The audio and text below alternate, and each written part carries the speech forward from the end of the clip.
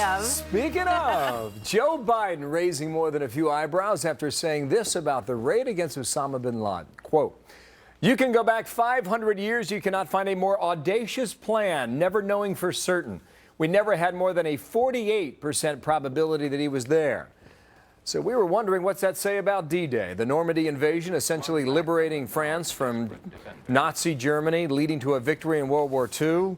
KT McFarland's a Fox News national security analyst. How you doing, KT? Boy, I almost fell off my chair when I heard that one. Well, this is not to diminish what the Navy SEALs did in Pakistan at all. But as a military analyst yourself, what did you think when you heard it? Well, what happened to Washington crossing the Delaware, or Pickett's Charge in the Civil War, or as you point out, D-Day, the Normandy invasion?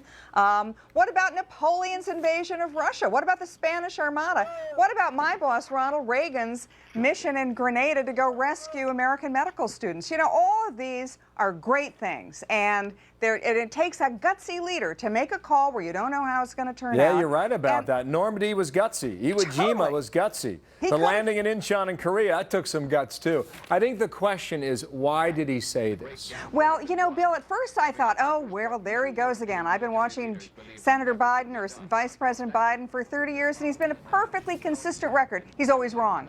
But then I thought a little more about it, and you know what? This administration doesn't have a lot on the resume. They don't have a lot of successes they can point to. Not the economy, not employment, not taxes, not health care. So then they look to foreign policy. Well, that's a pretty thin resume, too.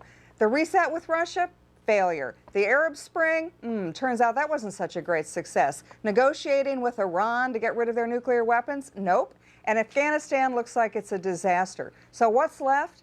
The Osama bin Laden race. And it's a big one, too. But two other things he said here quickly. Number one, do any of you have a doubt that if the raid failed, that this guy would be a one-term president, referring to his boss? Would we ever hear of it?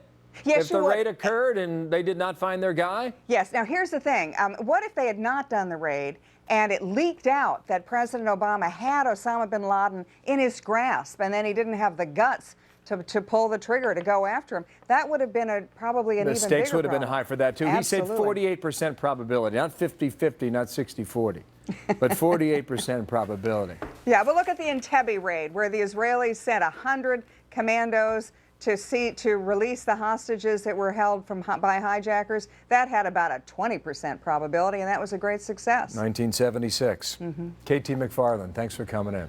48% probability. See you soon. Mark.